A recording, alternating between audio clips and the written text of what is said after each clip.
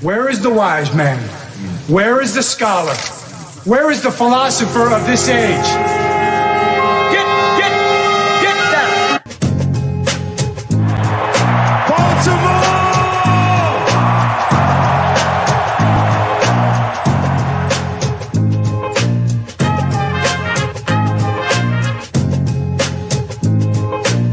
What are they giving? Everything out of me. They gonna get a Super Bowl out of me. Believe that. Believe that.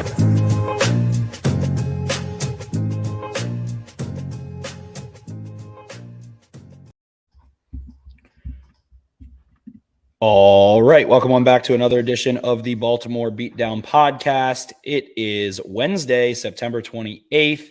I am joined by the venerable Click Jackson. Click, how you feeling, my friend? I literally just I had to purchase a silent click because I mean I can hear it in my film breakdowns, so I know, but I'm getting comments on the videos now being like, you need to fix this. So for those of you watching, I run the Two Guys Watching Football YouTube channel, and it's click because I'm using drawing tools to show the play breakdowns, and it's annoying to listen to. So You're just a little clicker. You just like to click around. You fidget a little bit. I really like Adam Sandler movies, so I'm just into Click. One of his most underrated, one of my favorites for sure. So now we're here, Wednesday, a nice point to try to flip the script from, all right, what are our final takeaways? We've had time to digest the hot takes, cool off a little bit, and then you can be a little bit more objective. It feels like everything's been marinating. Bill's coming to town as well. So Cole, you and I wanted to kind of just go, I guess, somewhat position group by position group, offense and defense, and just give some final takeaways, final thoughts. I guess we can start with the man, the myth, the legend, Lamar Jackson himself in this game, and really couldn't have asked for a much better game. He could have played perfect, and it's crazy that, the performance he had wasn't, and he was still so damn good. They were still so damn good. Lamar, I think, left a couple throws on the field early that just weren't quite where he wanted to put the ball. And, hey, there was pressure. Falele comes in, gets hit a couple times. And the biggest thing for me is that he just wasn't phased. Nothing deterred him. Nothing made him rush. Nothing made him panic. He kept at it, throws the interception in the first half. Some people have mixed feelings on that one. I was completely fine with it. It was 3rd and long. Did it kind of put them in worse field position? Sure. I thought that the corner, I think Jonathan Jones made a really nice play, peeling off of his man, makes an interception. Lamar controlled things on the ground. It was just a really great game from LJ8.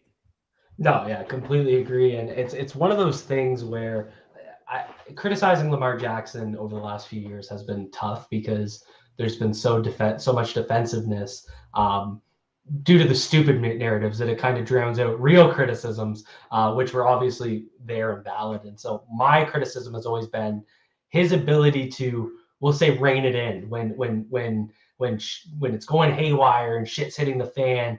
I wanted to see him settle in more. And the way he navigated the pocket, there was 2 throws specifically, the touchdown throw to Mark Andrews at the end of the half where I think Falele should have taken the inside man, but he basically had a linebacker blitzing up the B gap right in his face. And rather than scramble, he took the extra jump step back, planted his right back foot, and then let the throw go to drop it into the bucket for Andrews to get up there. And then there was a second one. I think it was actually the touchdown to Josh Oliver because he had Dobbins cut the inside linebacker who came off the edge, but then Judon was coming free, and he just threw it with anticipation back shoulder to Oliver away from Jabril Peppers coming off the edge or from the corner spot. Sorry.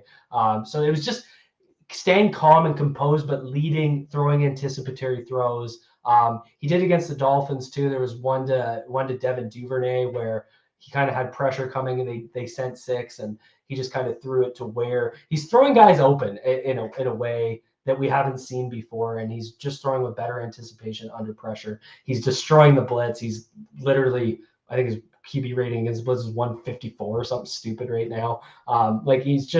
He's on a different level, but he's also answering the real criticisms that I think existed in the past, which is the most terrifying for the rest of the NFL.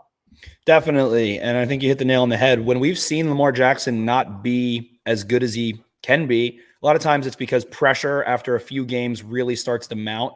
And I feel like a big takeaway from this game was that I watched the Dolphins offense and the motions are built into the play. It feels like, and I could be wrong here, but I talked about it in the preview. McDaniel, oh my God, Mike McDaniel, whatever the hell his name is making sure that Tua has answers to questions built into the play. And to me, it felt like Lamar Jackson knows how to figure out the defense using motion. We watch on the Mark Andrews touchdown. I think he flipped J.K. Dobbins from the right to the left to see if anyone kind of moved with Dobbins, who they were motioning out a good bit. Something they are going to do with Dobbins more than they did with any back is really pre-snap movement, tons of those things. So it feels like he has the answers to the tests to make things as clear and easy as possible for him. And that is what the difference has been. And I don't know if I want to say it's not Greg Roman's fault alone, but it certainly is. James Urban, Lamar Jackson, all of them could have been doing a better job together to unlock that. That was the difference for me between a Patrick Mahomes and a Josh Allen and Lamar, was just the final voyage, the final passage is, hey, if I'm not sure what I'm seeing, how do I make myself sure? Move someone around. Who can I tell to move? Who can I orchestrate? So that was a huge takeaway. And I think it's going to spell huge success for the Ravens this year. Getting into the offensive line, obviously you're the guru, and wanted to get your thoughts in full, more so on the offensive line, really, than probably any other group that we're going to talk about for the duration of this episode. So obviously McCary goes down. McCary was battling, lost a rep here or there, whatever.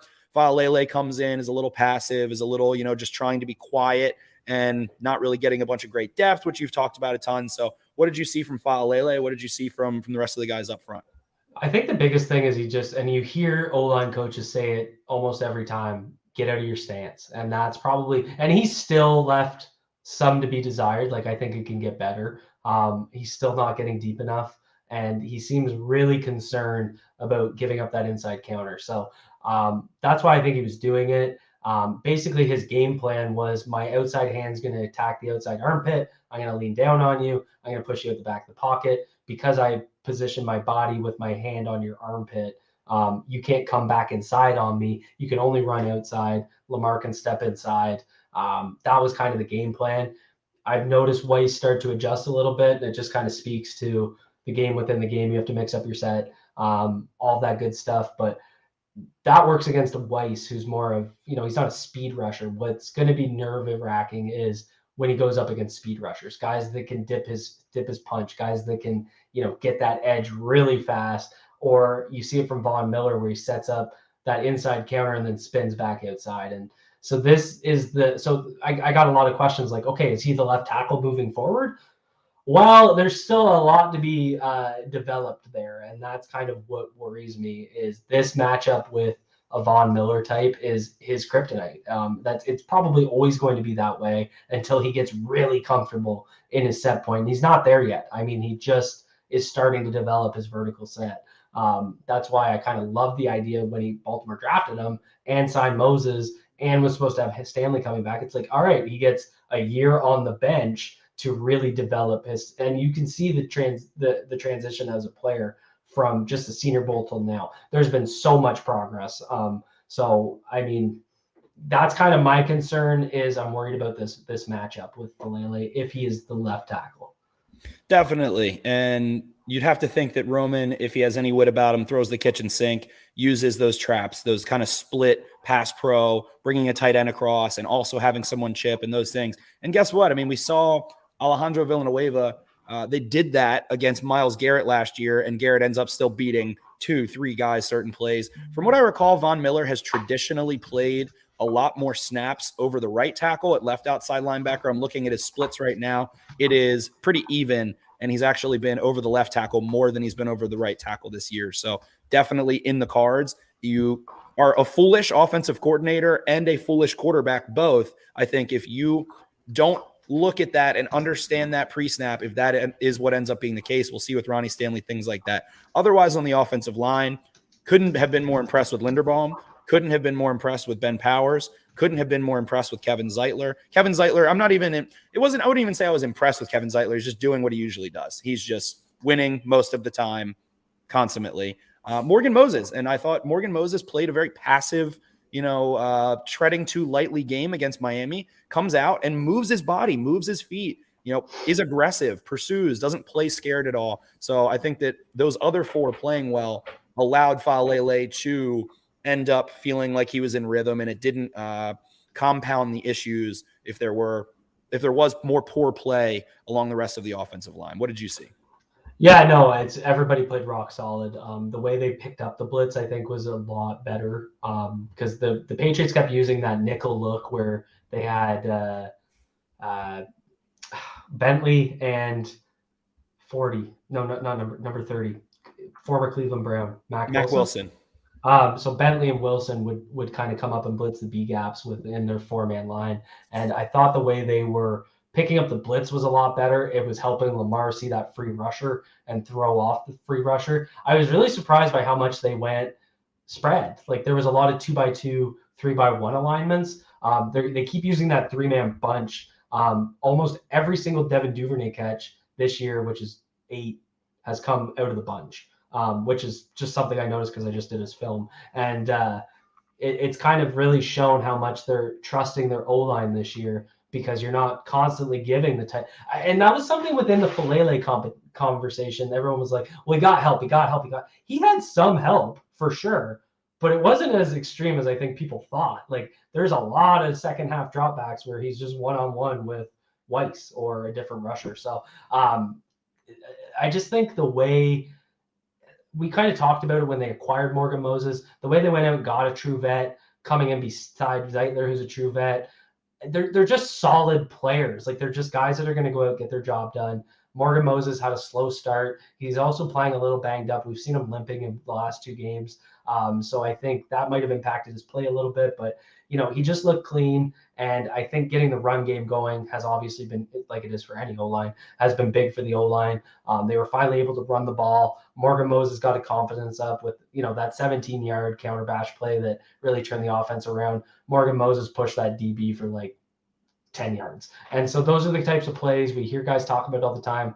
When you're moving guys forward, it's going to help you when you're playing passive and moving back in pass pro. So I think the more they can kind of nail that run game, quick pass game in the first quarter and kind of get their confidence up, I think it's going to do wonders. But I mean, the interior has been such a rock solid piece of this team. Like Linderbaum has been incredible, -1 quarter in his first quarter of the NFL against Quinnen Williams. Look at this, like it's fine. It's locked down. And Ben Powers is really the guy that has impressed me because like you said, I don't even really pay attention to Kevin Zeitler anymore. I know he's going to do his job and give up maybe 17. If he loses a rep, it's usually because it was a freaking good rep from whoever he was against. And defenders get paid too. And that's kind of the big thing there. So I mean, I'm super impressed with what we're seeing from Ben Powers. And that's really kind of the conversation because they're going to attack the weak link. And they have tried. Like you saw them try and stack the left side. You saw them line up Vortex against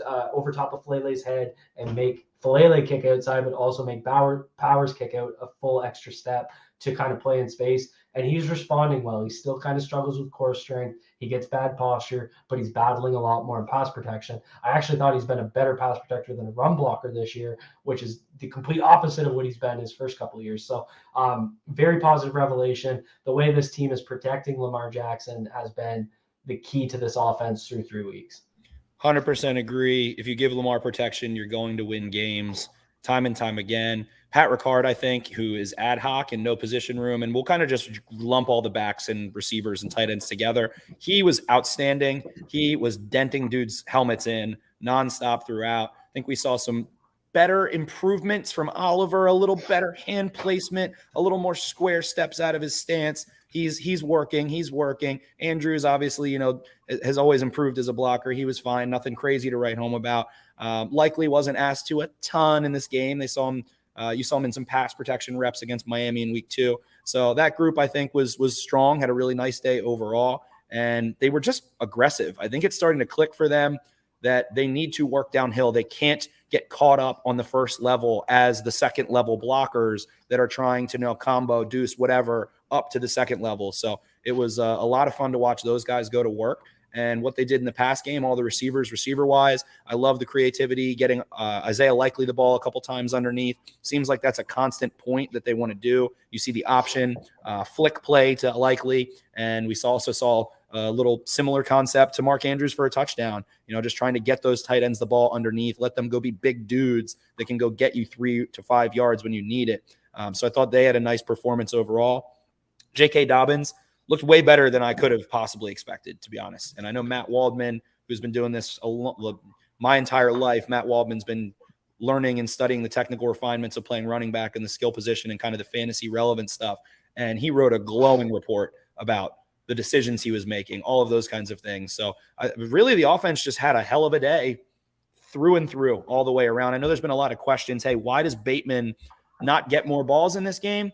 Like you said, I think that they just really like what they saw in those bunches, and Mark Andrews was getting a lot of one-on-ones. I think people need to. I kind of go back to a quote that Harbaugh had, and this was back in 20. I think going into the 2020 draft when there were the questions about do wide receivers want to come play in Baltimore, and he said, I'm paraphrasing a bit or kind of I'm not making it up, but I'm kind of, this isn't a word for word. He said, if you like to catch touchdowns, if you want to, win games, you'll come to Baltimore. And I think they're never going to be a true force feeding system when they're playing well. You've seen it in the past where you saw Mark Andrews get like 12 targets and Hollywood Brown get 12 targets in the same game. And you'll usually look and the offense wasn't really performing that well. And that's where you kind of got tunnel vision on your top targets. They're playing in a very specific system that opens guys up. That's why you're seeing Duvernay get the plays he gets with high efficiency. That's the way they want their pass game to be. So I don't think Bateman's ever going to be that 10 plus target guy consistently when the offense is really humming. But he's going to make big plays. And that's what we've seen is Duvernay making big plays, Rashad Bateman making big plays. That little deep curl that he ran where he had the juke and took it for an extra 15, like that was nasty. Game-winning play in crunch time. It was. And it's just like, I know it's not what people want. It's not great for fantasy football. I get it. But it's just, that's their system. And I think that's what Harbaugh meant all those years ago when he said that. He basically said they're not ever going to have an offense that's like, we have a wide receiver one and we're going to go to him. Like you see with the Diggs, you see with the Adams, like those top tier guys. But obviously you need skilled guys to perform within your system. But I still think the system is the system. Like I don't see them getting away from that.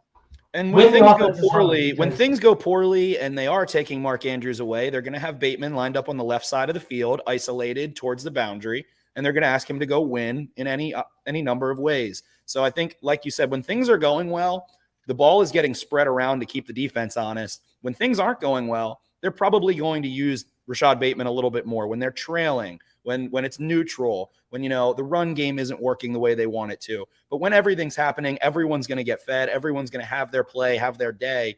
And I think that it fits the attitude of what you want as a team. You want to win, and you want everyone to have an opportunity to be able to go around. And if you want to force feed Hollywood Brown 146 targets when it was extremely inefficient, that's going to hurt you. And it has hurt the Ravens at times. And it felt like they did really want to make sure that Hollywood got the ball because he was unhappy.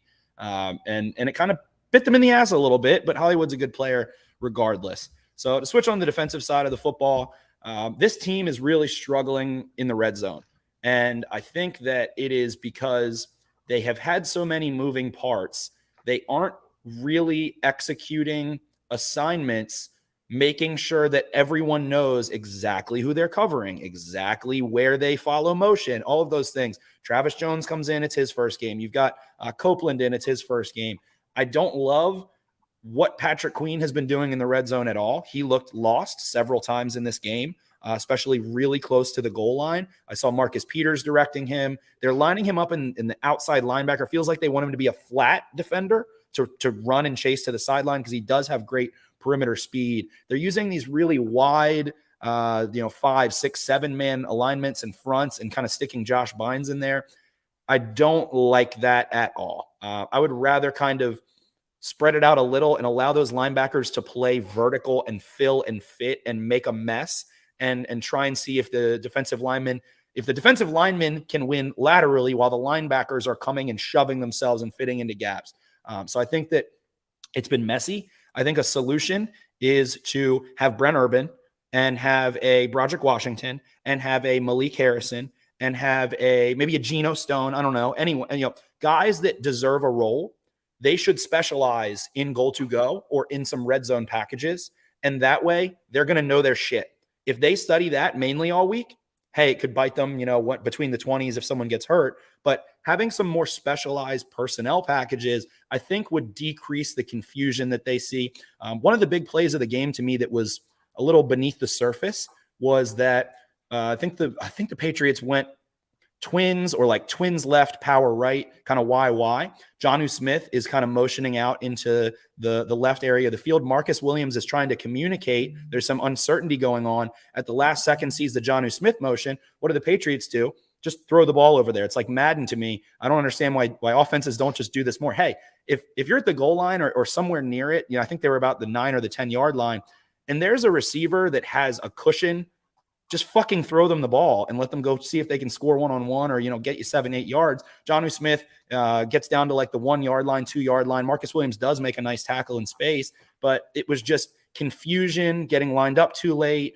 I'm unsure. And then the ball snapped and your eyes aren't where are your eyes? They're in no man's land. You don't know what you're looking at. You're just reacting. You don't have any sort of confidence about you. You're just frantic. So that's been a huge issue. The Ravens have allowed, I think, 9 of 11, 8 of 11 touchdowns in the red zone. And what are the ones they haven't allowed? There's an interception, which was a great play by Marlon Humphrey. Super physical against Devontae Parker. Goes in. Pedal. Yeah. Nice back pedal. Shoots his hands on Devontae Parker. Doesn't let Parker get physical. I think Humphrey is one of the best corners at playing those physical type receivers in the NFL, and makes a pick. But turning the ball over is one thing. Mac Jones makes a stupid decision and tosses up a lollipop, before anything had happened.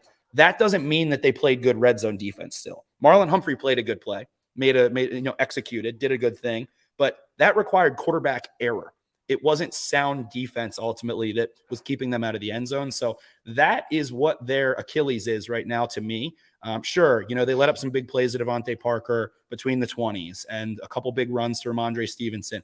Sure, those things suck, but they are one of the worst teams in the red zone in the NFL, worst defenses in the red zone in the NFL right now. And that is going to bite them in the ass until they, I think, get confident and get some packages that can kind of rein it all in. Yeah, no, and I think there's some nuance to this. So people are upset about the D-line dropping and the simulated pressures and that sort of thing. And I don't think is it so bad that you see Broderick Washington run a hook zone curl? Probably not. But what happens is when you have all this window dressing going on and guys are making mistakes within their assignments, that's where kind of the frustration comes. So there's a little nuance in what the issue is, I think. I think you summed it up really well, so I won't repeat it. But I don't think it's so much using simulated pressures. I don't want to get back to the Dean P style of rushing 4 and sitting in Tampa 2 nonstop, or cover 3 just every single snap. But if they're going to use simulated pressures, guys need to know what they're doing, and that's why the suggestion of having guys specializing in certain situations would be a way of kind of getting to that piece before everyone's kind of gelled in. You got new players in this defense.